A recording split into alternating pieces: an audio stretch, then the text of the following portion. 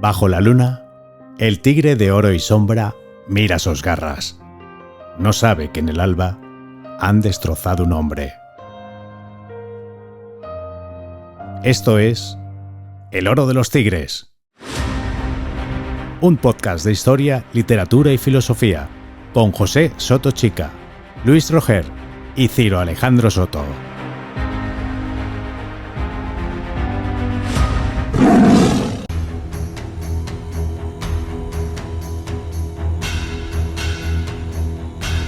Buenos días y bienvenidos al Oro de los Tigres, un podcast de historia, filosofía y literatura, con Luis Roger, Pepe Soto y Ciro Alejandro Soto. Y hoy tengo el placer de poder presentarnos a los tres, efectivamente, porque vuelve Luis, que estuvo ausente el programa anterior. ¿Qué tal? ¿Cómo estamos, Luis? ¿Tenía ganas de volver? Buenos días, Ciro. A la aurífera edad de la inocencia puso término a trámite no interrupto la argentada estación de la desidia. ¿Ves? Luis, en estado puro. Te hemos rescatado efectivamente, de la burocracia jienense, por lo que nos has dicho, ¿no? Sí. La vida del académico es como la de un comisario, que el trabajo no se termina nunca. Efectivamente. ¿Y la tú universidad qué tal? es eso. ¿Tú qué tal, Pepe? ¿Tenías ganas de volver? Yo sí, claro. Aquí en El Oro de los Tigres no se puede estar en mejor compañía ni hablar de temas más interesantes que en este podcast. Y además temas interesantes como el de hoy, porque hoy no tenemos temas, tenemos un tema. Un temazo, diría yo. Ya lo dejamos caer al final del programa, del capítulo 3 del programa anterior, y es que hoy vamos a hablar del Santo Grial. Vamos a seguir manteniendo la estructura de anecdotario, rugidos y maldito, pero todo el programa va a girar en torno al Graal. ¿Tenemos ganas de hablar de esto o no? Porque en alguna que otra charla ha salido este tema. Bueno, a ver si se nos aparece el Grial, ¿no? A ver si a consecuencia de esta charla logramos levantarnos por fin del asiento peligroso de la tabla redonda y encontrar el cáliz. Yo con que se nos aparezca como en la peli de Excalibur de 1982, creo que es. La de Burman. Efectivamente, esa escena con la aparición del Grial me quedo satisfecho. No sé qué. Sí. Es la mejor película del ciclo artúrico que se ha hecho nunca. Lo tenemos reciente. Lo demás es un poquito de aquella manera, pero esta película, a quien le guste el ciclo artúrico, se la recomendamos vivamente. Sí, es prácticamente perfecta, sí.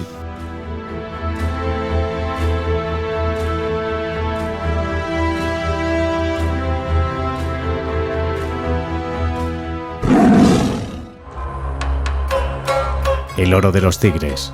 Anecdotario. Pues después de haber faltado la última clase, Luis tiene deberes extra. Hoy hace ni más ni menos que nuestro anecdotario. Entre los años 165 y 220 ejerció su cargo Yehudá Hanasí. ¿Cuál fue su cargo? Pues el que indica la segunda parte de su nombre, que en realidad es un apodo. El Nasí, el príncipe, pero es el título que se le daba al presidente del Sanedrín, el célebre tribunal hebreo. No se trata de un nombre más entre tantos de todos los presidentes que presidieron el tribunal, sino que fue el que compiló la Mishnah. ¿Y qué es la Mishnah? Que normalmente no suele ser tan conocida salvo para especialistas. La Mishnah viene a ser la tradición oral y las discusiones sobre cómo había que interpretar la ley de Moisés. Si comparamos dentro del ámbito jurídico, vendría a ser el equivalente de la jurisprudencia, el modo en el que se había establecido que había que aplicar la ley concreta. Aunque se compila en torno a esta fecha, todo el mundo concuerda en que la tradición oral, de la que parte es muy anterior, y que en buena medida data de al menos 3 siglos atrás. Veamos un ejemplo para comprender exactamente qué es lo que hace la Mishnah. En el libro del Levítico se establece reiteradamente que los sacerdotes ofrecerán la sangre de los sacrificios animales y la derramarán alrededor del altar. No dice nada más.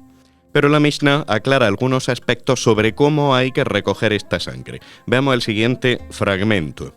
Todo sacrificio cuya sangre sea recogida por un laico, o por un sacerdote de luto, o inmerso ese día por impureza, o que no esté vestido con las vestimentas establecidas, o necesitado de expiación, o que no se ha lavado las manos y los pies, o que está incircunciso, o impuro, o sentado de pie sobre un objeto, o sobre los pies de su compañero, es inválido. También si recoge la sangre con la mano izquierda, el sacrificio es inválido. Como vemos, se trata de un añadido considerable al texto original que no especifica nada. Entonces la Mishnah recopila el modo en el concreto en el que se aplicaba la ley de Moisés, el modo concreto en el que había que cumplirla. Uno de los órdenes en el que se divide la Mishnah, se divide en órdenes, en Seder, es el de Moed, o sea, el orden que trata de las festividades, cómo había que cumplir cada una de las festividades judías que venían establecidas en la Torá. Y eran bastantes estas festividades y cada una además tenía su propia especificidad. Y hemos visto el grado de minuciosidad y detalle que puede alcanzar la Mishnah y este tipo de comentarios. Dentro del orden de Moed, dentro del orden de las festividades, hay un tratado específico titulado Pesajim, o sea, el tratado que versa sobre la fiesta de Pascua, cómo celebrar la Pascua judía. En dicho tratado se añaden muchas cosas que en el texto básico de la Torá no aparecen. Por ejemplo, se detalla que en dicha fiesta se debe comer cordero, pan ácimo, o sea, sin levadura, e hierbas amargas, entre las que detalla que cuentan como hierba amarga. En este caso se lo detalla la Mishnah. Por ejemplo, la lechuga o la endivia. En hebreo, Pesach, Matzah, Umaror, o sea, el cordero, los matzot, los panes ácimos y la hierba amarga. Además, especifica el tratado que a lo largo de la celebración de la festividad hay que pronunciar estas palabras para considerarla válidamente celebrada. Esta festividad se celebraba en el transcurso de una cena familiar donde se comían y se bebían todo este tipo de cosas. Digo se bebían porque la Mishnah da un detalle importante y es que cada israelita debe tomar obligatoriamente 4 copas de vino a lo largo de toda la cena de Pascua. No del tirón, evidentemente, pero sí dispersas a lo largo de toda la celebración. Normalmente 2 antes de la cena y 2 después de la cena. Antes de beber cada una, hay que recitar una bendición muy concreta sobre la copa de vino. Y la bendición es la siguiente. Baruch ata Adonai Eloheinu melech haolam boré peri hagefen. Bendito eres tú el eterno Dios nuestro, Rey del universo, quien crea el fruto de la vid. También hay que recitar una bendición sobre el pan ácimo. Baruch ata Adonai Eloheinu melech haolam hamotzi lechem min haaretz. Bendito eres tú el eterno Dios nuestro, Rey del universo, quien saca el pan de la tierra. Además, la Mishnah detalla qué clase de oraciones y alabanzas hay que recitar durante el resto de la cena, durante el resto del ritual. Este ritual de la Pascua judía llega hasta nuestros días y es conocido como el Seder de Pesach, el orden de la Pascua, o sea, el orden en el que hay que celebrar toda esta cena. A esta altura, verosímilmente, nos estaremos preguntando qué clase de anécdota es esta. La anécdota en realidad es la siguiente. Tiempo atrás, es decir, tiempo antes de la compilación de la Mishnah por Yehudá Hanasí, en torno al año 33, un predicador judío, Jesús de Nazaret, se reunió con sus discípulos a celebrar la cena de la Pascua. En el transcurso de la cena, según relata el Evangelio de Marcos, aconteció lo siguiente. Y mientras estaban comiendo, tomó pan, lo bendijo, lo partió y se lo dio y dijo, tomad, este es mi cuerpo. Luego tomó una copa y dadas las gracias, se la dio y bebieron todos de ella. Les dijo, esta es mi sangre de la alianza que es derramada por muchos. Yo os aseguro que no beberé del producto de la vid hasta el día en que lo beba nuevo en el reino de Dios. Y cantados los himnos, salieron hacia el monte de los olivos. El texto de Marcos no nos dice qué himnos cantaron, pero gracias a la Mishnah podríamos saberlo porque aparecen recogidos ahí en el orden de Pascua. ¿Cuál fue la bendición que recitó sobre el pan? Marcos nada menciona. Pero ya la conocemos por la Mishnah, porque es la bendición que termina con quien saca el pan de la tierra. ¿Cuál fue la bendición que recitó sobre la copa de vino? Tampoco dice cuál fue, pero nuevamente la Mishnah nos lo ha aclarado ya. La bendición, quien crea el fruto de la vid, que había que pronunciar 4 veces sobre cada una de las copas de vino que formaban parte del Seder de Pesach. Es decir, sobre un ritual religioso establecido, preestablecido ya, Pesach, la Pascua, se añade un nuevo sentido, el de la Eucaristía. En antropología esto es bastante frecuente. Es muy común cuando se establece un nuevo rito iniciático partiendo de una tradición religiosa previa. Y lo que es más relevante todavía para nuestra temática de hoy, ya sabemos por qué había una copa de vino sobre la mesa y por qué se bendijo. Esta copa de vino pasaría posteriormente a la tradición cristiana como el célebre Santo Grial. Interesantísimo, Luis. La verdad es que contigo siempre se aprende y se aprende mucho. Porque las cosas tienen que tener su principio y cuando no conoces el principio de las cosas, pues evidentemente te pierdes pues buena parte de la historia que luego acontece, ¿no? No sé si tú lo ves así, Ciro. Pues totalmente. A mí todo esto relacionado con, no sé si en este caso podría llegar a llamarse ritología comparada. Sí, claro, perfectamente. Y además, si me lo permitís, cuando vayamos al tema que yo quiero desarrollar sobre los otros griales, es decir, sobre el grial en otras tradiciones no judeocristianas, como puede ser la islámica, como puede ser la ugarítica, como puede ser la persa, pues evidentemente las relaciones son estrechísimas y llaman mucho la atención y solo se pueden descubrir a partir de la mitología o de la religión o del estudio de las religiones en perspectiva comparada. Uh-huh. He pensado que podría servir bien para introducir el tema, especificando, bueno, ya que vamos a hablar del grial, de dónde procede el grial, es decir, cuál es el origen mismo, ¿no? ¿Por qué es el origen más antiguo, el grial semita? Bueno, en la tradición del grial, tal y como se suele entender en las recepciones en Occidente, en el ciclo artúrico se produce esa identificación con la copa que Jesús tiene sobre la mesa, ¿no? Uh-huh. Donde por primera vez pues el vino se convierte en la sangre y todo esto, ¿no? Entonces, pero claro, esa copa estaba allí por algo, no es que simplemente estaban bebiendo vino y comiendo pan pues porque estaban cenando y entonces encartó que pues lo normal, que haya pan y vino, ¿no? Como en cualquier cena, ¿no? Que lo trae el camarero de complemento. Pues no era el caso, sino que tenía un propósito ritual, es decir, que obligatoriamente tenía que tener allí el pan y el vino y obligatoriamente además tenía que bendecirlo, porque es lo que dice el texto, ¿no? Lo bendice y luego es cuando lo pasa diciendo... Lo comparte. Claro. La aparición de copas además que tienen efectos prodigiosos en la sanación, en la iluminación, en la larga vida, en el poder, en la presciencia, es muy antigua. De hecho, creo recordar que la mención a una de estas copas griales más antiguas es un texto de Ugarit. Ugarit es una ciudad que estaba en lo que hoy sería la costa del norte de Siria, que fue un reino importante, vasallo de los hititas.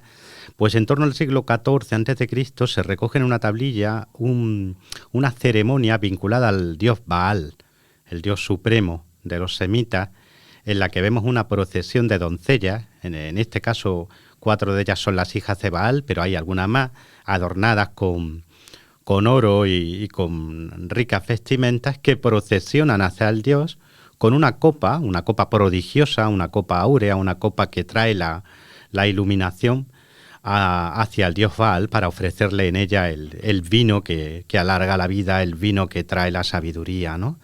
Como veis, hay aquí ya muchos elementos que luego van a estar presentes en el mito del grial, ¿no? La copa mágica, la copa que traen unas doncellas de pureza inigualable y de belleza sin par, adornadas de oro y vestidas con paños verdes, ¿no? Y que llevan una copa al rey, al dios, en la que se contiene la sabiduría, la luz, la sanación, etcétera, etcétera. Y también en el hinduismo, en los Vedas, aparece ya el ritual del soma, donde se prepara la bebida, el licor de la inmortalidad, que luego retomarán también las religiones iraníes y el mismo zoroastrismo, solo que el zoroastrismo lo ve ya con reticencia, ¿no? Lo ve como una cosa no tan deseable, probablemente por alguna especie de disputa religiosa que hubo en el seno del mundo ario antes de que se dividiese entre los que fueron a conquistar la India y los que fueron a la meseta irania. Y es un tema apasionante, que algún día también tenemos que tratar en el Oro de los Tigres, las migraciones indoeuropeas y el origen de esas relaciones tan estrechas que hay entre las mitologías más diversas, ¿no? Desde el mundo celta al mundo hindú, pasando por el iranio y el romano, ¿no? Al hilo de lo que dice Luis, en el Shahnameh, en el libro que Firdusi a comienzos del siglo XI pues compila, en el que recoge buena parte de la mitología persa, ¿no? Se habla también de esa copa bajo el nombre de Hayam, de Yam, bajo el nombre de Yam, porque se le atribuye a un rey mítico que es Yansin, quien a su vez la lega a otro rey mítico que es Korrut. Y entonces esa copa es una copa áurea también, es una copa de oro, pero es una copa donde uno cuando miraba dentro podía ver los 7 climas, los 12 horóscopos y todo lo que había pasado y lo que estaba pasando en cualquier lugar del universo, ¿no? Era una copa que también impedía la progresión de la enfermedad, que sanaba las heridas, que otorgaba larga vida y sobre todo sabiduría, ¿no? Y esta copa contenía también una piedra igualmente mágica, igualmente memorable, una piedra verde, que también tenía esos efectos y esas virtudes de sanación, de alargar la vida, de traer sabiduría y luz. Y todo esto se relacionaba con el otorgamiento por parte de la divinidad suprema a los hombres y en concreto a los reyes de lo que se recoge como Hayan Horra o Hurra en persa, que es la iluminación específica que deben de recibir aquellos que han sido elegidos para regir a los hombres, ¿no? A los reyes, a los jefes, etcétera, ¿no? Esa Hayan Hurra pues tenía en cierta manera pues su visión corpórea, vamos a decirlo así, en esta suerte de grial persa, en esta suerte de copa mística, donde cualquiera que se acercara a ella y a la piedra que contenía, pues estaba salvo, ¿no?, de cualquier enfermedad, de cualquier herida, y al mismo tiempo era capaz de contemplar en su interior, en el agua o el vino que se vertía en esta copa mágica, pues todo lo que estaba ocurriendo en el universo y todo lo que había ocurrido en los 7 climas, en los 12 horóscopos y a lo largo y ancho del universo. Si no me equivoco, Ébola compara el contenido de esa copa con el Efpareno, el fuego celeste y líquido de los persas, una suerte de fuego olímpico, ¿no? No sé si conocéis sobre esto. Efectivamente, y además en la tradición aria hace una conversión hacia la inmortalidad, hacia la deidad. Y se escribe en persa XVARNA. No X. Con X y V. El término original, que luego pasa como Hayan Hurra, en lengua, lo diré, en la lengua irania original, vamos a llamar al cine, indo-iranio original, sonaría algo así como Swarna, con X. Y con V, ya sabes que suena como U. Y se parece muchísimo a lo que acabas de decir. Me ha sorprendido, Ciro, lo que acabas de decir. Yo no lo sabía. Lo he visto siempre escrito con KHV. Pues en este caso yo lo he visto con XV. Se pronuncia como igual, una F. Lo que importa es lo que tenemos aquí. Sí, la transformación del sonido. Y es verdad, es también un líquido que confiere esa juventud, por así decirlo, que es una muerte olímpica, un ascenso a la inmortalidad, a la sabiduría. Sí. En realidad es por una simple cuestión de transliteración, dependiendo de si se translitera a la inglesa o más acomodado al fonema, ¿no? Pues muchas veces ese tipo de sonidos ásperos pues se representan por una X o por una KH. Entonces es simple cuestión de transliteración. Es muy interesante cómo en la copa que comentas, Pepe, es en el libro de los reyes de Firdusi. Sí, en el Shahnameh de Firdusi se recoge que es una tradición muy antigua, pero ya sabes tú que la compila Firdusi en el siglo XI, a comienzos del siglo XI. Sí, y es muy interesante cómo esa copa, en cierto modo, viene a resumir el cosmos entero, ¿no? Porque es donde están todos los climas, los signos del zodíaco, toda esa simbología, esa correlación, de manera que la copa es un microcosmos, es una representación del mundo. Es una suerte de Aleph, si te das cuenta también. Sí, un Aleph. Sí. También, es decir, porque puedes contemplar todo lo que ocurrió, pero también todo lo que está ocurriendo. Sí, el Aleph. Sí. A mí me fascinó cuando me lo encontré, porque tiene una relación profunda con el grial, evidentemente, pero también con el Aleph y con otras piedras, barras, copas, recipientes mágicos, ¿no? En todas las tradiciones indoeuropeas, pues desde las joyas mágicas de los relatos celtas, ¿no? A lo que estamos hablando, ¿no? Y fíjate que hay una conexión también que me adelanto un poquito, aunque luego la desarrollaremos, que es que ya sabéis que en el relato, yo creo que es el más rico y el más potente medieval sobre el grial, que es el que escribe Wolfram von Steinbach, si lo pronuncio bien, que no tengo ni idea de alemán, no sé si lo he pronunciado bien o no. Pero, ¿es verdad? Bien, pues él aduce a que él tiene el conocimiento que refleja en su obra, en su Parsival, lo tiene adquirido a partir de un maestro provenzal, un juglar provenzal, un trovador provenzal llamado Guiot, que a su vez lo había leído en un libro escrito en árabe, escrito a su vez por un maestro judío llamado Flegetanis, que era de origen persa y cuyo nombre en persa significa docto o maestro en estrellas. Y fijaros qué conexión, ¿no? Es decir, cómo vamos a Persia otra vez a través de este Flegetanis, de este judío que había escrito en árabe un libro que a su vez había leído un tal Guiot, que sabemos que existió, que era un célebre trovador provenzal, que a su vez fue la fuente de inspiración para Wolfram von Steinbach y su famosísimo Parsival, que tanto ha influenciado al mito del Grial en Occidente, ¿no? Doctor Anestraya, en la tradición persa, es como si dijéramos mago. Literalmente. El equivalente de un mago. Efectivamente. Y tendríamos aquí a un mago En el sentido que persa, guía claro. hacia el Grial, como 3 magos persas guiaron hacia Cristo. Precisamente observando las estrellas. Claro. Observando las estrellas y determinando cuál es la estrella que conducía hasta allí, ¿no? Es algo fascinante, la verdad. Pues pasamos al siguiente tema, ¿no? Yo creo que sí.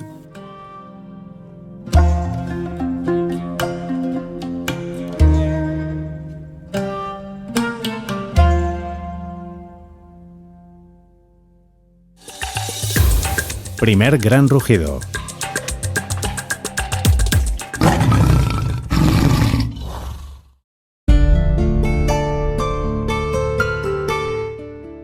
Y ahora vamos con el primero de los temas, que nos lo va a presentar Ciro, y va a tratar, efectivamente, acerca del Santo Grial y de las distintas conexiones mitológicas y de la vertiente filosófica que está detrás de todo esto.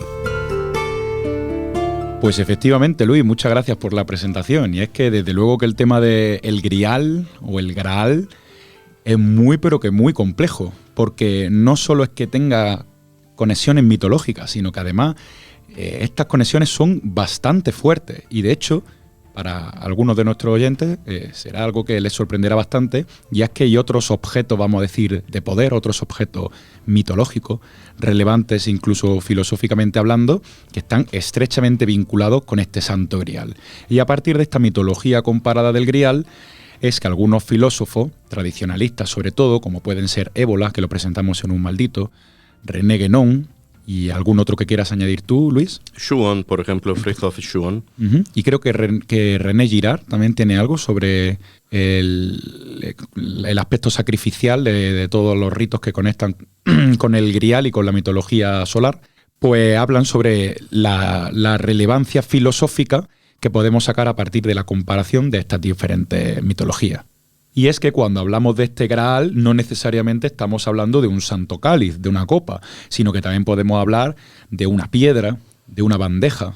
Hay gente incluso que habla de una tabla o de una mesa, ya si nos queremos ir un poco por la rama. Y un poco la gracia de este tema es ver esta comparación de una forma coral, es decir, dónde encaja esta idea y cuál es el poder de este Grial mitológicamente y dónde encaja en diferentes partes, en diferentes tradiciones que vayamos comparando pues poco a poco, no como una lista, sino más bien como una suerte de tradición a la que recurren estos autores que hemos mencionado anteriormente. Por ejemplo, una de esas conexiones es una piedra muy famosa dentro de la mitología cristiana, que es el crisoberilo, que es la joya de la corona de Lucifer en el momento que cae a la tierra.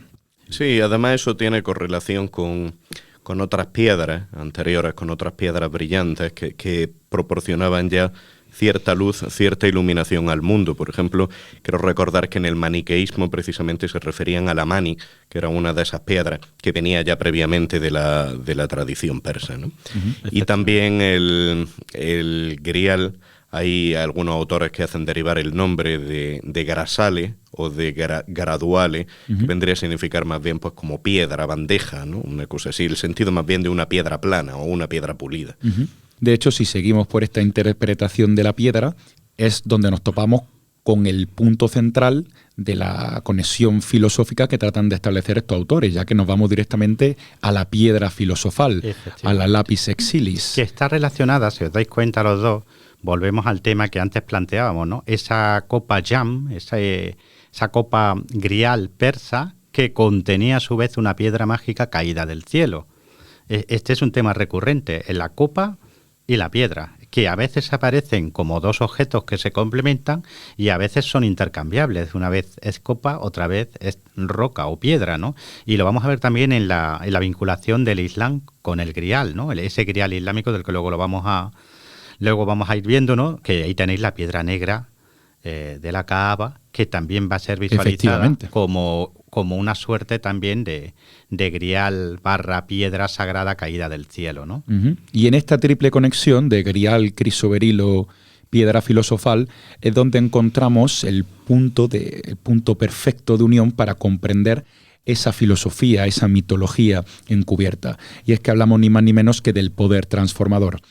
Jung, en un libro que se llama Psicología y Alquimia, que es una suerte de compendio de sueños de sus pacientes analizados de forma simbólica, a veces incluso geométrica y matemática, nos habla de que todas las mitologías tienen su forma de la piedra filosofal.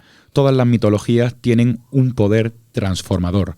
Por ejemplo, y este ejemplo además suele ser muy sorprendente, él dice que en el cristianismo la piedra filosofal es Cristo en sí mismo, porque es el que nos convierte de pecadores a no pecadores.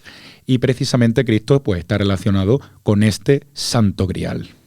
Aparte se conservan tratados de alquimia que analizan la vida de Cristo como si fuesen las distintas fases de la piedra, ¿no? De la realización de la piedra. Incluso hay uno bastante tardío, creo que es del siglo XVIII ya, de finales del XVIII, donde lo que hace es analizar el canon de la misa antigua, como si fuesen las distintas partes de la elaboración de la piedra. Hasta ese punto se llega a proyectar sobre la figura de Cristo esa equiparación, ¿no? Yo, de hecho, en ocasiones he llegado a pensar que el contenido de la copa, que sea sangre o vino, sea un contenido rojo, puede estar muy relacionado con la última fase de la piedra filosofal, con el rubedo, ¿no?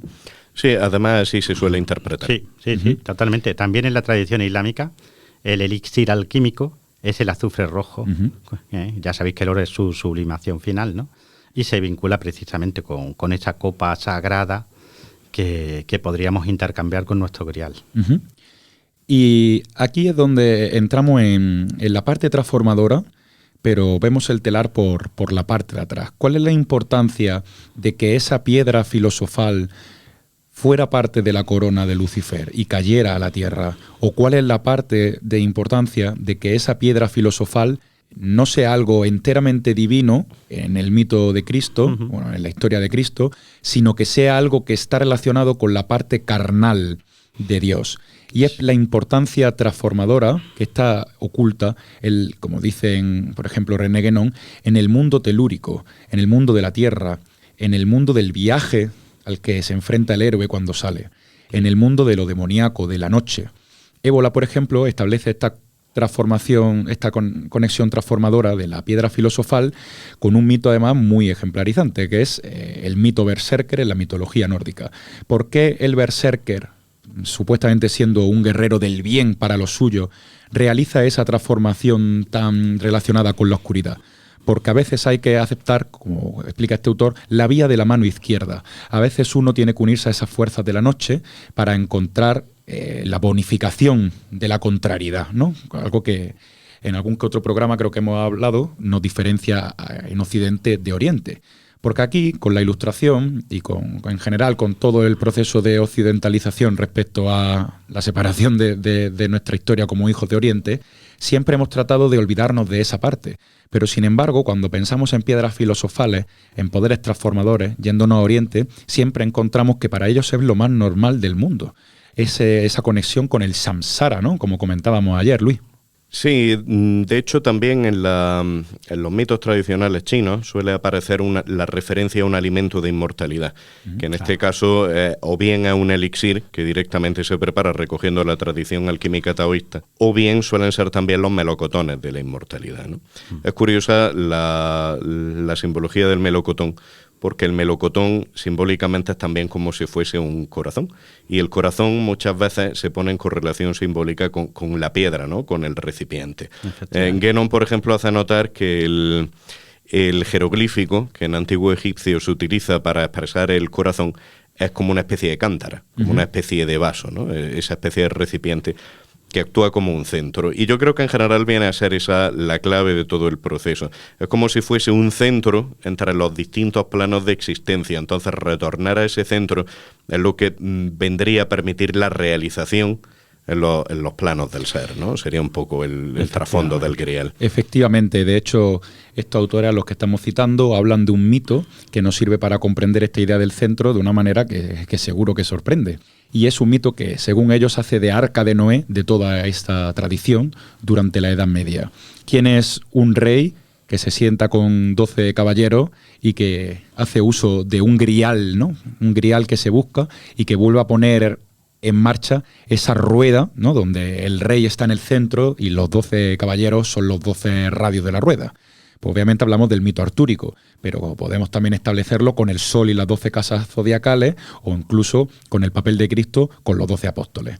Y esto pues completamente relacionado con la idea que comentaba Luis de la relación de esa cántara, de ese grial con un corazón. Es decir, salir a buscar afuera, en ese plano de oscuridad, en ese plano nocturno, como comentábamos antes, en ese samsara, como se diría en esta mitología oriental, ese corazón que es necesario para el restablecimiento del centro de la rueda. Es curioso porque los mitos artúricos suelen ser, o se suelen considerar más bien como una especie de tradición heredada por el cristianismo. Es decir, no sabemos exactamente de dónde surge, tienen un matiz histórico muy vago. La figura del Arturo histórico se corresponde poquísimo con la figura mitológica propiamente dicha del ciclo artúrico.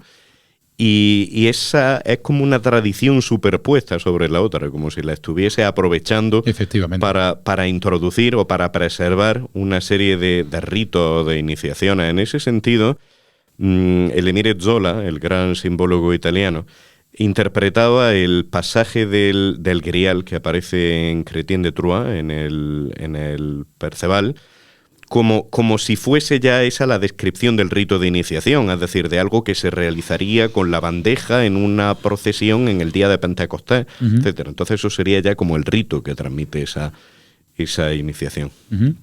El Grial, de hecho, también está conectado como piedra, como bien hemos comentado antes, con esa piedra que aparece en muchas mitologías, por ejemplo, en el mito de los Tuatha de Danann, esa piedra que señala quién es el rey, quién es el siguiente rey. Igual que en el mito artúrico. Sí, que además se preserva mucho en las tradiciones regias de la isla británica. Había la alta piedra en la que se consagraban a los altos reyes de Irlanda, la piedra de Tara, si no me falla la memoria. Efectivamente. Y luego la piedra de Bannockburn, creo que es la piedra sobre la que se consagraba a los reyes de Escocia, que actualmente es la que se utiliza para la consagración de los monarcas del Reino Unido. Se pone debajo del trono, si mal no recuerdo. Efectivamente. Sí. Es muy curioso lo de la piedra y el rey, lo de la piedra como vínculo de sabiduría y de iluminación mística del monarca que tiene que regir, ¿no?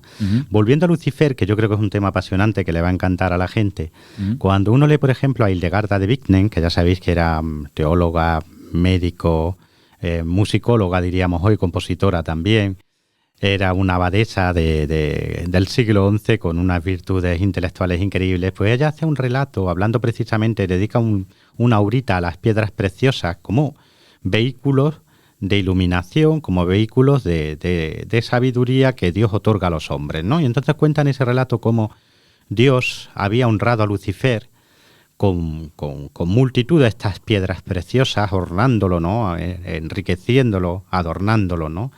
Y en un momento dado Lucifer se ve su reflejo con todas esas piedras maravillosas encima que Dios le había ido concediendo, y fue cuando sintió ese pecado de soberbia que le incita al desafío, ¿no? Y es entonces cuando Dios lo arroja de los cielos, y en esa caída las piedras preciosas llegan a la tierra, ¿no? Entonces Hildegarda te explica que esas piedras, al contrario de lo que en un primer momento podría uno creer, es decir, que están vinculadas al mal, que están vinculadas a Lucifer, al ángel caído, como han sido previamente dones de Dios, lo que ocurre es que a través de Lucifer pasan de los ángeles a los hombres como vehículos de esa sabiduría, de esa iluminación, de esa luz cuajada, solidificada, hecha piedra, que son para Hildegarda de Bingen y para todos los místicos y para todos los alquimistas medievales, eso es realmente lo que es una piedra preciosa o semipreciosa, luz, de esto sabe muchísimo Luis, luz condensada, luz solidificada, a partir de la cual, si tú sabes usarla, puedes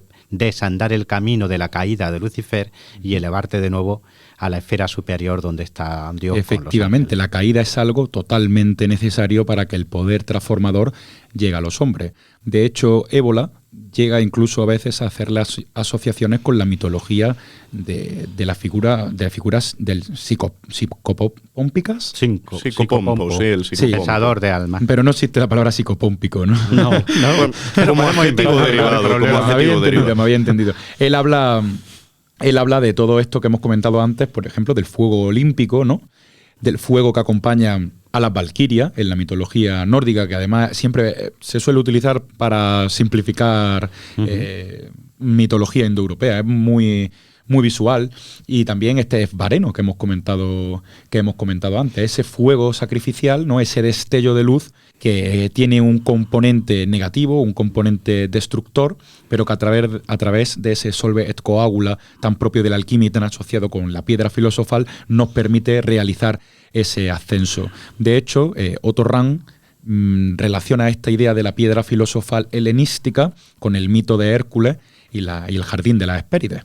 Es muy interesante porque dentro de la tradición helenística existe también un santo grial, que vendría a ser el del néctar o la ambrosía. Nunca recuerdo exactamente cuál de los dos era el líquido y cuál era el más sólido, ¿no? Y que tiene además el propio copero de los dioses, la tradición del copero, que es el que distribuye Ganímedes. En el banquete, claro, Ganímedes, que es el que distribuye esa bebida de inmortalidad. Es, ¿no?, el mismo, si mal no recuerdo, que el del viaje Apolo hacia la Hiperbórea, ¿no? Sí, que va buscando cada 19 años. Sí.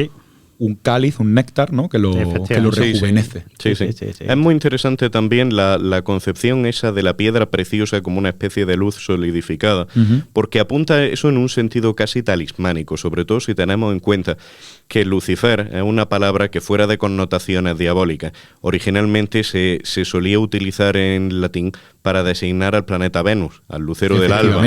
Entonces, claro, si eso sumamos que muchas veces se dice que esa piedra era una esmeralda que es de color verde, y el verde es el color que tradicionalmente, en teoría de las correspondencias de la antigüedad y medieval, se asignaba al planeta Venus, bueno, pues hay casi una operación talismánica de plasmación, como si dijéramos de esas fuerzas superiores, ¿no? Si mal no recuerdo, Lucifer significa lucero del alba. Sí. Y hay gente que dice... Portador de la luz. Pero hace referencia al lucero del alba. Hay gente que habla de esta idea del crisol berilo, ¿no? Del criso berilo, y el planeta Venus con el amanecer, porque es uno de los planetas que puede verse en el amanecer. El lucero del alba.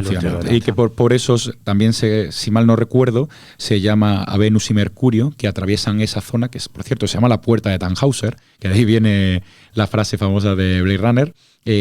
Mercurio y Venus también son ésperos y fósforos, ¿no? Si mal no recuerdo. No. Para los antiguos, como no veían a Venus en el amanecer y en el atardecer, y creían que eran dos estrellas distintas, sí, para ellos son estrellas, ¿no? Y las llamaron ésperos y fósforos. Pero creían que eran Venus y Mercurio, ¿no? No, creían que eran dos estrellas, pero era Venus. Era Venus al atardecer y Venus al amanecer. Venus se ve dos veces en el horizonte, justo antes del amanecer y justo después del atardecer. Es cuando se puede ver el brillo verde de Venus, para entendernos, ¿no? Claro, y ellos creían que eran dos, pero era una, ¿entiendes? De hecho, vésperos viene a significar tarde, y fósforos vendría a ser, pues, la versión griega original literalmente de Lucifer, o sea, portador de la luz.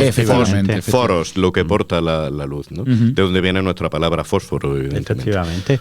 Efectivamente. Esa es la explicación. Y por supuesto, y aprovechando esta relación con el amanecer, toda la mitología del grial, la piedra, etcétera, que estamos comentando, en mi opinión, es una de las maneras más sencillas, si se va construyendo el relato poco a poco, como estamos tratando de hacer aquí, de explicar lo complejo y antiguo que es el mito solar en el mundo indoeuropeo. Como bien hemos comentado antes, ese sol en el centro, con esos 12 caballeros, pues pueden ser las 12 casas zodiacales, los 12 meses, con el sol en el centro, etcétera.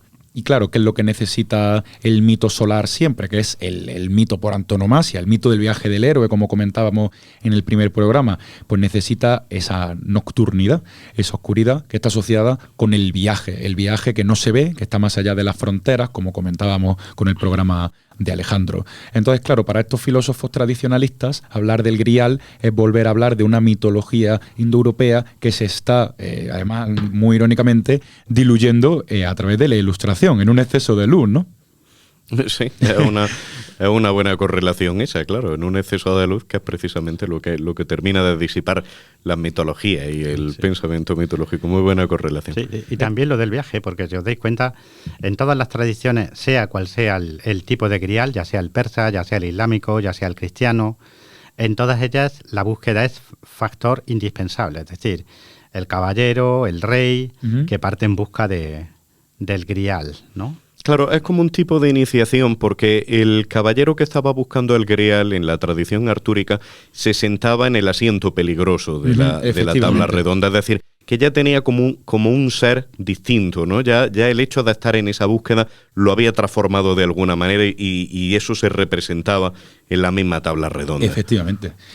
Según Ébola, ese asiento peligroso es la tentativa de restauración de la tradición caballeresca. Si ese caballero no parte al viaje, no puede haber un centro que es el grial. Si no consigue su objetivo, es decir, si nadie se arriesga a sentarse en ese lugar de la mesa y nadie sale de aventura, no puede restaurarse ese ciclo tan importante. Y claro, la lección filosófica anti-ilustrada de estos autores va un poco por ahí. Si seguimos creyéndonos que podemos tener un control total sobre la lógica, sobre la razón, etcétera, como se plantea durante pues todo lo que es la Ilustración y lo que viene antes, incluso un poco antes y todo lo que viene después, ¿no? Y no volvemos a esa tradición caballeresca en el sentido de tratar con el riesgo, ¿no? De tratar con la muerte, tratar con esa realidad telúrica, terrestre, nocturna, etcétera, pues no vamos a ningún lado. Me gusta que digas lo de telúrico y me gusta también mucho que hayas sacado a colación Hércules,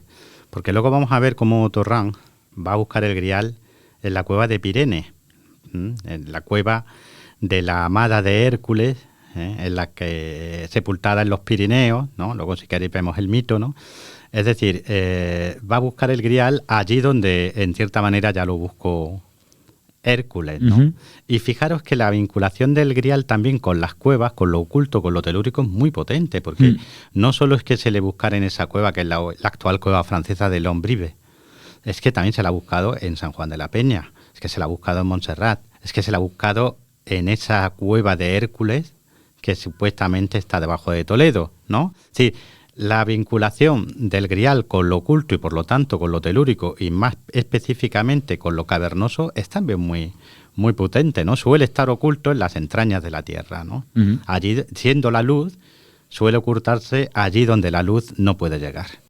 Por terminar de rematar esa idea, para muchos de nuestros oyentes será un poco raro que esa fuerza transformadora venga directamente del malo malísimo, venga precisamente de Lucifer, pero es que toda esa tradición que tratan de recuperar estos filósofos se basa precisamente en eso, la necesidad de esos contrarios, de esos, ¿no? Ese cierto matrimonio alquímico, podríamos decir incluso, Luis. Bueno, en el sentido junguiano que comentaba antes, lo explica de una manera psicoanalítica bastante satisfactoria, ¿no? Como integración de la sombra. Claro, la integración de la sombra, ese aspecto oscuro de nuestra personalidad que no podemos soportar ni podemos ver y que de alguna manera tenemos que integrarlo, no podemos dejarlo completamente aparte porque entonces empieza a filtrarse por las rendijas, ¿no? Uh-huh. Entonces empieza a asediar al consciente y a provocar compulsiones en nuestra vida cotidiana. Uh-huh.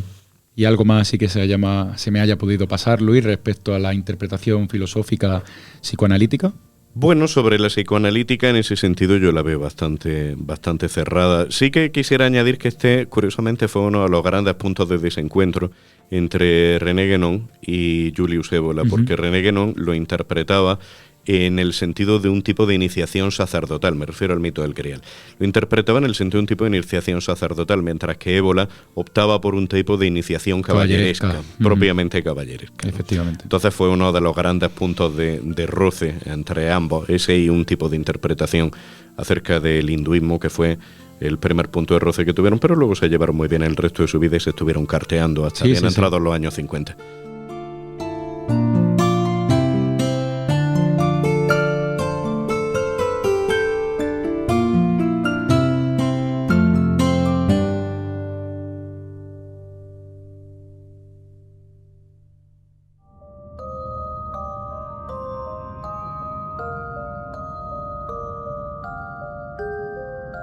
El maldito.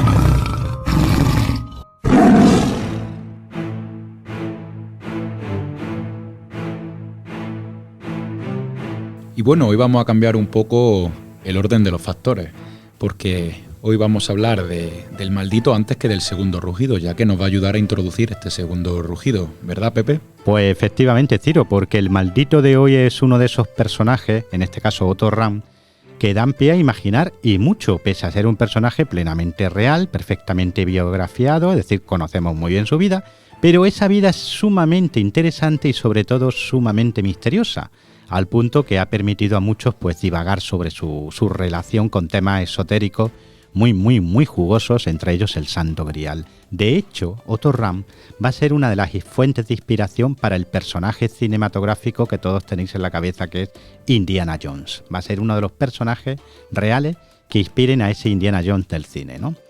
¿Quién es Otto Rahn? Otto Rahn es un arqueólogo, historiador, mitógrafo, filólogo, nacido en Alemania en 1904, muy jovencito deja sus estudios, vamos a decirle, tradicionales, en este caso el derecho y la filología, para dedicarse a su gran pasión. Su gran pasión es la literatura medieval y dentro de la literatura medieval el mundo del catarismo, de los cátaros, de los archiconocidos cátaros y también de la tradición vinculada al Grial. De hecho, Otto Rahn va a ser el buscador del Grial más célebre de todos los tiempos. Muy jovencito, se va a ir a buscar el Santo Grial inspirado por una obra trascendental de la que ya hemos hablado, ¿no? Que es el Parzival, de ese juglar / trovador alemán de finales del siglo XII, comienzos del siglo XIII, conocido por todos como Wolfram von Steinbach, ¿no? Leyendo esta obra queda fascinado por la figura del Grial y decide ir a buscarlo al país de los cátaros, a Occitania, a lo que hoy sería el sureste de la actual Francia, a los Pirineos en concreto, ¿no? Durante años, finales de los 20, comienzos de los 30, Otto Rahn va a viajar por esta región, en concreto por la zona conocida como Ornolat, en busca del Santo Grial. Va a entrar en cuevas, algunas de ellas las más grandes de Europa, como la de Lombrive, donde está la famosa tumba de Pirene, la princesa que rescató Hércules. Bueno, fracasó en el rescate, de hecho murió, y allí le edificó su tumba, que es un lugar impresionante que os invito a visitar, ¿no? La tumba de Pirene en la cueva de Lombrive. Pues adentró en esas cuevas, en esta y en otras muchas, cuevas que hasta entonces habían sido inexploradas, en busca de restos dejados por los cátaros y también de la pista del Santo Grial, ¿no? Estas búsquedas fascinantes de Otto Rahn atrajeron inmediatamente la atención de personajes poco recomendables, ¿no? Entre ellos Heinrich Himmler, la mano derecha en muchos aspectos de Adolfo Hitler y creador de las SS y dentro de las SS del famoso Instituto de la Minerva, ¿no? Con esos intereses intelectuales, pseudocientíficos, de búsqueda de objetos poderosos exotéricos en lugares tan apartados entre sí como Groenlandia, las Canarias, el Tíbet, ¿no? De hecho, cuando Otto Rahn publica su primera obra, Cruzada contra el Grial, inmediatamente va a ser contactado por Himmler, que queda fascinado por este autor, para integrarlo en las SS. ¿Era nazi Otto Rahn? No. Sinceramente, no era nazi. Vio en los nazis lo que muchos alemanes vieron en los años 30 en este partido político, una oportunidad para medrar. En su caso, para medrar académicamente, ¿no? Va a ser reclutado por las SS en 1936. De hecho, iba a alcanzar el grado de coronel de las SS, pero muy pronto quedó defraudado, porque realmente Otto Rahn no daba el perfil de buen nazi. Era homosexual, era un hombre con profundas creencias gnósticas y místicas, y que le repugnaba cualquier tipo de coacción, cualquier tipo de represión, sobre todo intelectual, cualquier tipo de dogmatismo, es decir, todo lo contrario del nazismo, ¿no? Odiaba las persecuciones de cualquier tipo y muy particularmente las intelectuales, ¿no? De manera que era un cuerpo extraño dentro de la Minerva, dentro de las SS, ¿no? Cuerpo extraño que sin embargo fascinaba a Hitler. El segundo libro que publica Otto Rahn, La corte de Lucifer, va a convertirse prácticamente en una suerte de manual del buen caballero de las SS, por así decirlo. De hecho, va a ser regalado frecuentemente a los nuevos miembros de las SS, esa corte del Lucifer, ¿no? Donde Otto Rahn planteaba una serie de cuestiones sobre un cristianismo místico que había sido reprimido por la Iglesia Católica, que había sido desvirtuado y que era quien realmente estaba conectado con ese saber antiguo y gnóstico que podía retrotraerse a la época de los antiguos arios, etcétera, etcétera, ¿no? Vinculando el grial de los cátaros con ese grial místico, con ese grial caído del cielo, con esa piedra mágica que podía aparecer en distintas tradiciones indoeuropeas, ¿no? Y que había llegado, según él, pues hasta la época de los trovadores del siglo XII-XIII, de los que había bebido pues su amado y venerado Wolfram von Steinbach, el autor del Parzival, ¿no? En un momento dado, Otto Rahn va a empezar a manifestar su desacuerdo con el nazismo e incluso va a pedir que se le saque de las SS, ¿no? Va a ser castigado también, en cierta manera, va a ser enviado, por ejemplo, a Islandia, en una misión de la que nunca quedará claro qué buscaba Otto Rahn en Islandia, y finalmente va a tener un final bastante llamativo, muy propio de un personaje como Otto Rahn, ¿no? ¿Cuál es ese final? Pues en marzo de 1939, después de haber escrito cartas en las que parecía estar anunciando que lo dejaba todo, pues haciendo supuestamente alpinismo, otros dicen que quería pasar inadvertido y perderse para siempre, ¿no? Pero lo cierto es que unos días más tarde se encontró su cadáver congelado en mitad de los Alpes, en una de las montañas más célebres de los Alpes austriacos, ¿no? Se habló de suicidio, se habló también de un asesinato encubierto de las propias SS, e incluso se habló de un ritual practicado por Otto Rahn, un ritual cátaro de, vamos a llamarlo, de elevación, ¿no? De suicidio, pero buscando liberar el alma para que se uniera de nuevo con el creador, ¿no? Pero también hubo otras teorías mucho más apasionantes, como que esto fue realmente una muerte supuesta, que aquel cadáver nunca fue el de Otto Rahn y que el verdadero Otto Rahn siguió viviendo muchos años trabajando para la Minerva primero y luego ya por cuenta propia, y que se le había provocado o se le había hecho una operación de cirugía estética para cambiarle el rostro y que había sido enviado a Irak, a la embajada alemana en Bagdad, para continuar con la búsqueda, en este caso ya, del Arca de la Alianza. Así por lo menos lo declaraba su secretaria personal, ¿no? Y algunas personas que se encontraron con él supuestamente en Bagdad. Según esta segunda versión de la historia, Otto Rahn murió en 1975. Este personaje nos va a permitir irnos a una cuestión realmente apasionante, que es la del Grial en España. Porque os repito que Otto Rahn estuvo buscando el Santo Grial, ¿dónde? En los Pirineos, en la vertiente francesa, pero también señalaba a la otra vertiente, a la española, como lugar posible donde se encontrara el Grial. Y termino haciendo una aclaración. Cuando se lee a Otto Rahn con cuidado, lo que uno advierte es que para él, el Grial, ese Grial que atesoraron los cátaros, que buscaron los caballeros, ese Grial no era un objeto físico, o sobre todo, no era solo un objeto físico, sino ante todo, una iluminación, que es algo que realmente está vinculado al Grial, como ya sabéis. El Grial no deja de ser sino luz, como vamos a ver luego cuando volvamos a España y veamos a esos Griales de la tradición islámica también, ¿no? Y desde este punto de vista nunca fue entendido por su mentor, por Himmler, que creía a pie juntillas que el Grial efectivamente era un objeto de poder, como otros muchos objetos de poder que Himmler, las SS y la Minerva pretendieron buscar para poner al servicio de la Alemania nazi. En 1940, Heinrich Himmler, una de las personalidades más importantes del Tercer Reich alemán, de Adolfo Hitler, estaba visitando España. Estuvo en lugares como San Juan de la Peña o como Montserrat, inclinado en una suerte de búsqueda por los escritos de Otto Rahn, que como antes hemos dicho se había suicidado en marzo de 1931. ¿Qué estaba haciendo Hitler en España? ¿Por qué buscaba el Santo Grial en España? ¿Tenía eso alguna verosimilitud? Lo cierto es que, como todos sabéis, en España hay dos Griales. Uno en Valencia, el Santo Grial, Santo Cáliz de Valencia, que tiene su origen en San Juan de la Peña, que vamos a hablar luego de él, y el otro está en la Catedral de León, que es el Cáliz de Doña Urraca, que por cierto restauró un famoso orfebre granadino. Así que ahí tenemos una conexión con Granada, ¿no? Estos son los dos santos griales que todo el mundo conoce en España, el de Valencia y el de León. Pero, ¿qué me decís de lo que os voy a contar ahora? Que nadie ha dicho hasta este momento y que aquí en el Oro de los Tigres lo vamos a lanzar al viento. ¿Qué os diría yo si tuviéramos un testimonio de un historiador musulmán a partir de fuentes anteriores a la suya? Él escribe en el siglo XIII, Ibn Hidari, que está escribiendo en el Bayan al-Murid una descripción de la conquista del Magreb y de España por los musulmanes.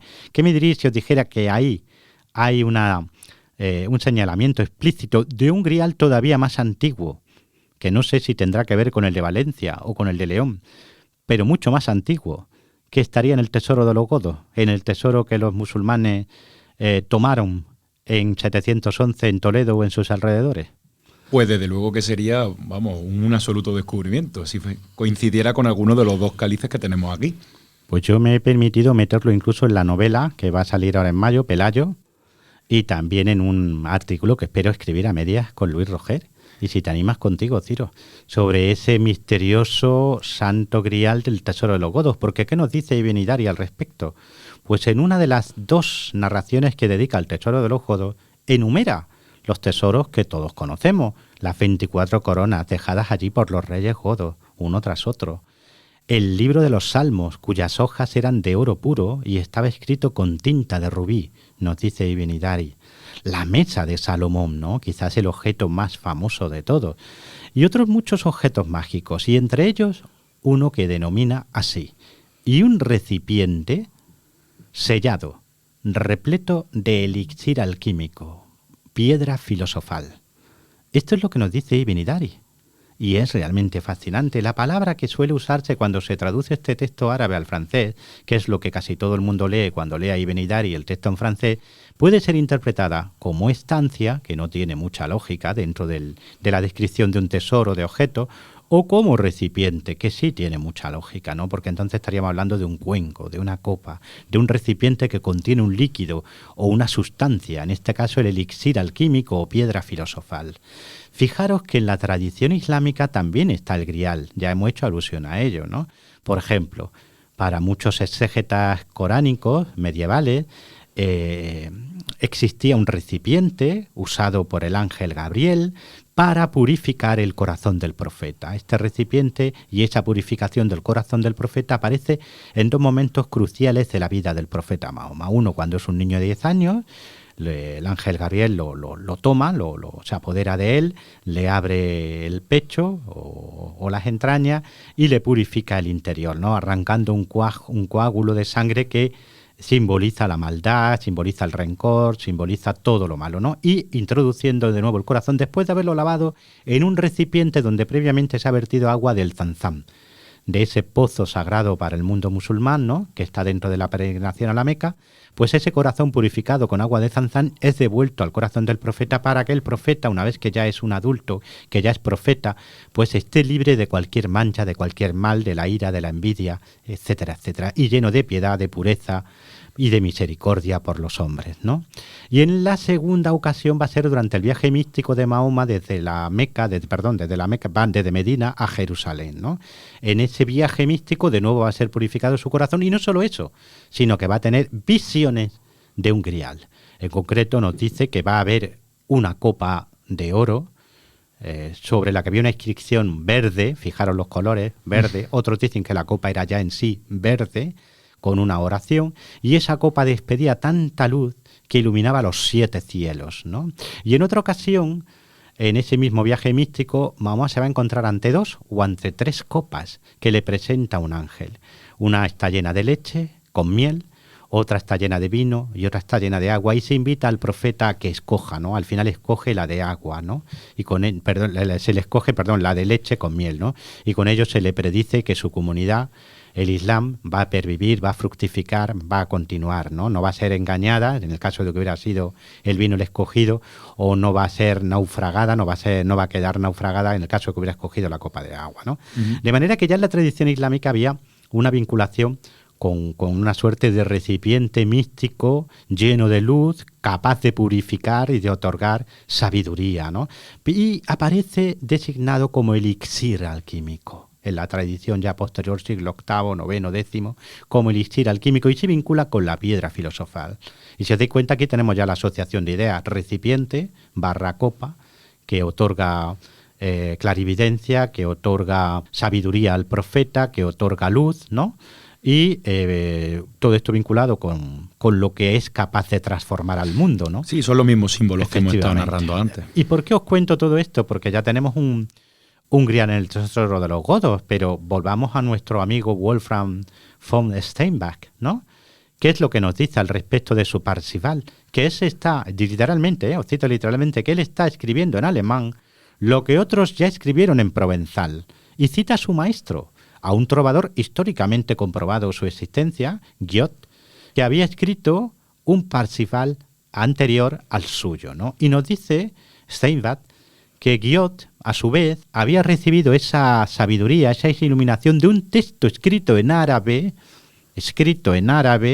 por un judío de nombre persa, Flegetanis, literalmente docto en estrella. Ya tenemos todas las conexiones. La antigua Persia, el judaísmo, el islam y el mundo cristiano de la Edad Media. Y todo ello concretado en el Parzival de Wolfgang von Steinbach.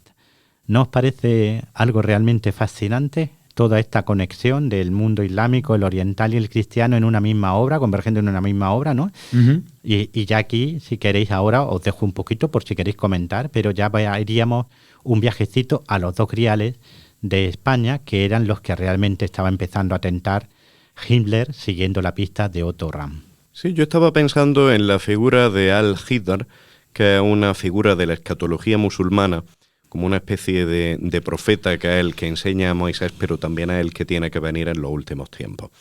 Al-Hidr, si no recuerdo mal, significa el verde, o por lo menos se le asocia con el color verde que viene apareciendo aquí.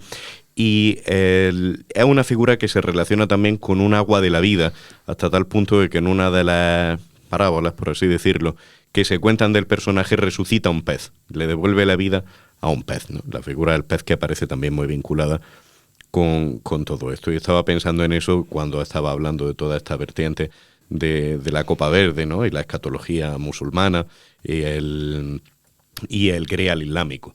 Y claro, también en el acto de purificación del corazón del profeta con el agua del pozo de la peregrinación a la Meca, que es donde está también la Kaaba, ¿no? Esa piedra negra originalmente blanca, pero vuelta negra por los pecados de los hombres, donde está actuando como ese centro y entonces parte nuevamente del negro, ¿no? De esa purificación de los pecados, ¿no? La piedra es como si se comiera los pecados y se convierte en ese centro de purificación. Y claro, la piedra tiene también esa correlación con el corazón, como ya hemos visto antes.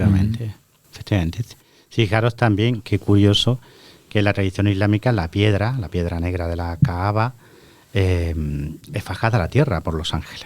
De la misma manera que, en cierta manera, el Cristo berilo del que hablaba Ciro, ¿no? Y es una piedra vinculada a la tradición abrahámica. Según el Corán, Abraham le pide a Ismael, a su hijo Ismael, que busque una piedra, ¿no? Y es esa piedra que llega a manos de Ismael, la que previamente ha descendido del cielo por manos de los ángeles, ¿no?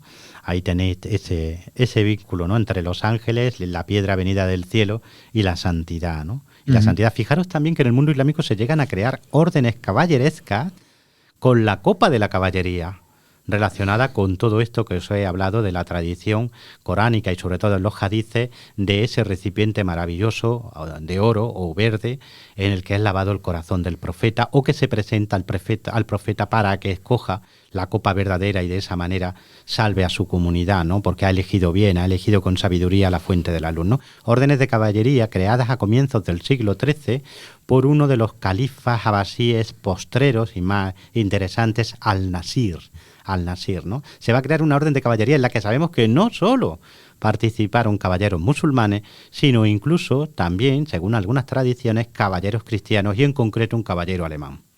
Qué interesante, como una especie de espejo de la búsqueda de las reliquias por parte de los cristianos, ¿no? Sí, y de los caballeros de la mesa redonda de nuestro rey Arturo. En Claro, este caso, rey Arturo es un califa, pero también tiene a sus caballeros que están buscando la copa de la caballería como ofrenda de luz y de la sabiduría de la divinidad a los hombres, ¿no? Y volviendo a nuestros griales hispánicos, ¿no? Tenemos a Himmler en 1940 visitando Montserrat, por ejemplo, etcétera, intentando dilucidar dónde está el verdadero grial, ¿no? ¿Dónde está el verdadero grial? ¿Está en España el verdadero grial? Pues la verdad es que tenemos muchas papeletas para tener el verdadero grial, entre comillas, ¿vale? ¿Qué sabemos del grial? Pues por los libros que nos han dejado distintos peregrinos de los siglos IV, V, VI y VII, podemos hacer una suerte de genealogía del grial físico, vamos a llamarlo así.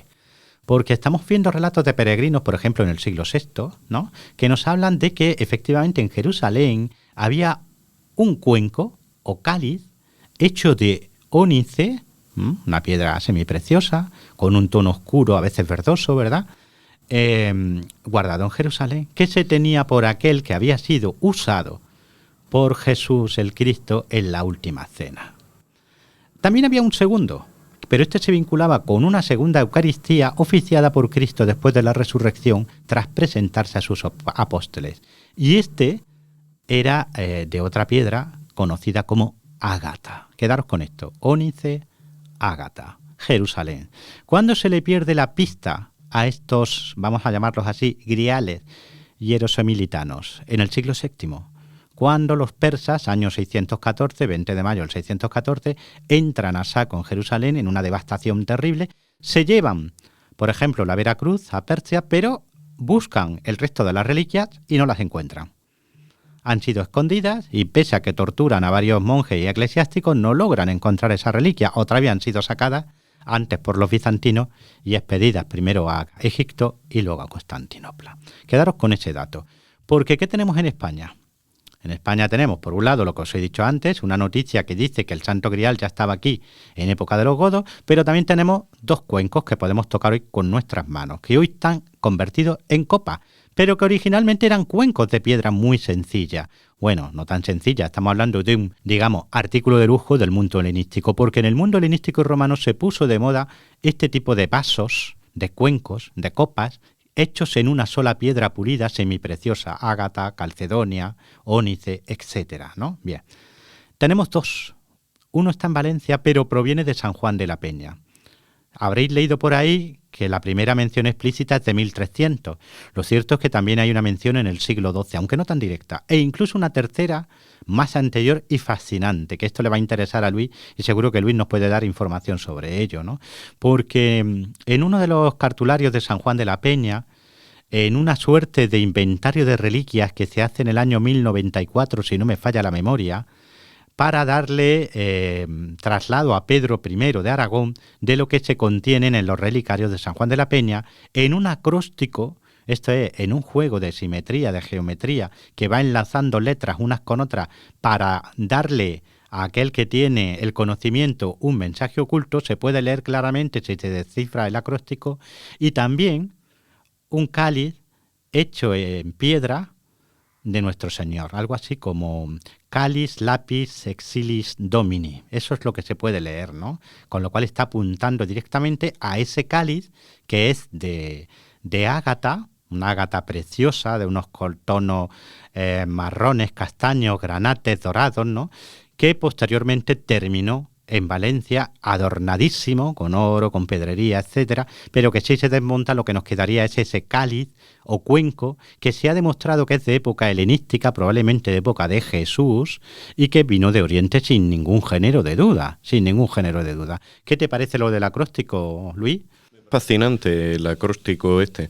Claro, el Calis Lapis Exilis, el cáliz de la piedra caída o de la piedra exiliada, podríamos decir, ¿no?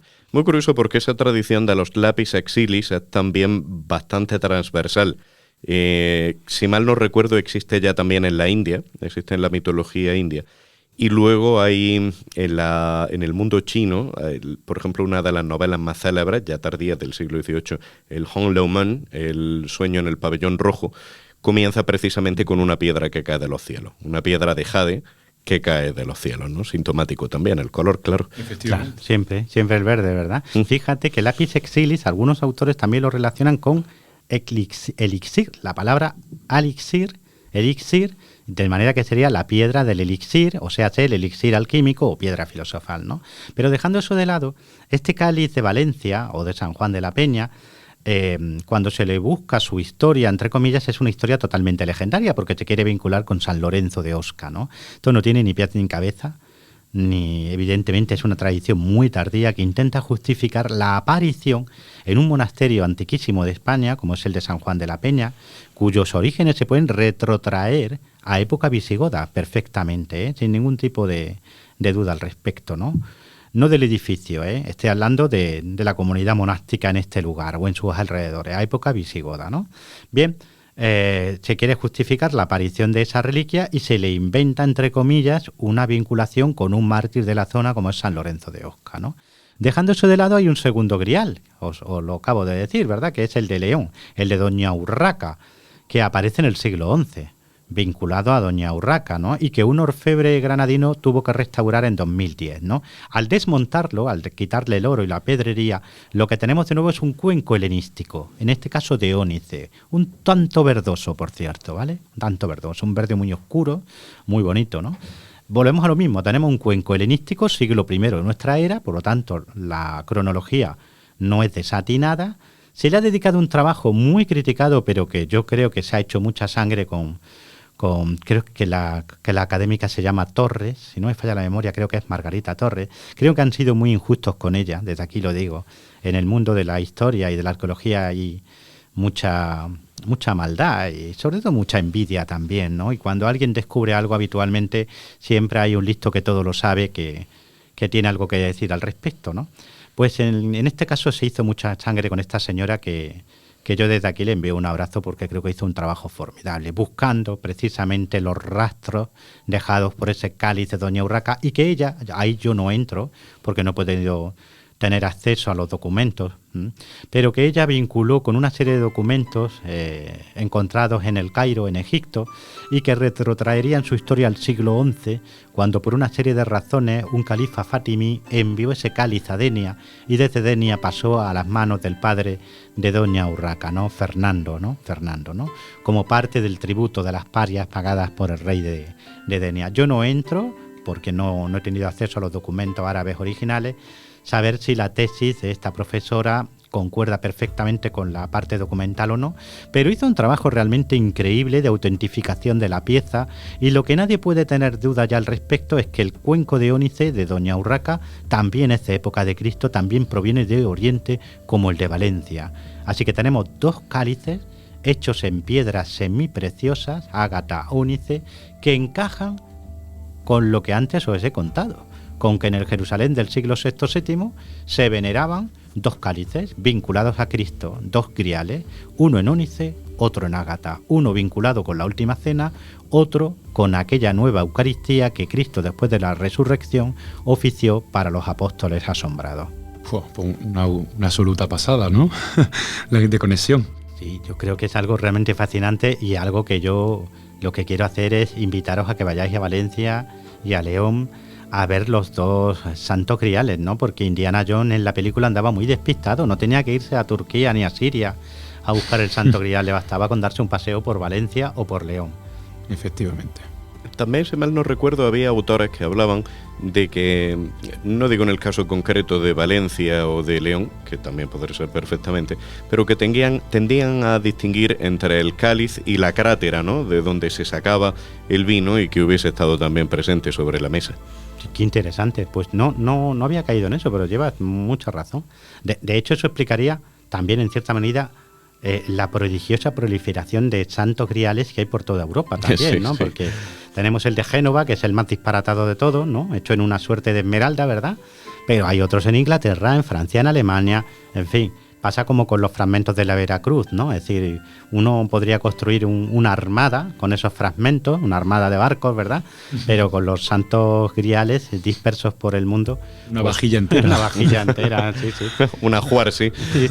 Lo que pasa es que yo creo que los dos de España son especialmente fascinantes porque lo que es en sí la materia prima, el cuenco de piedra, sí es verdad que es de época helenística, siglo I de nuestra era, y efectivamente llevan en España al menos desde el siglo XI, y quizás, si hacemos caso de Ibn Idari, podrían ser ese mítico o no tan mítico grial que Taris Ibn Ziyad encontró en el Tesoro de los Godos.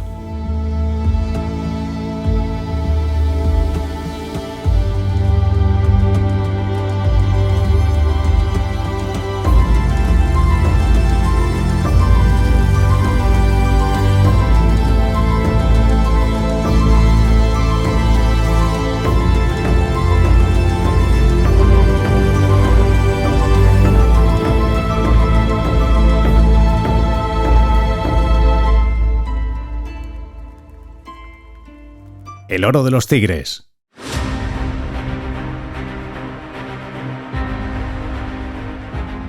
Bueno, pues así ponemos fin al cuarto o quinto ya hoy. Cuarto capítulo.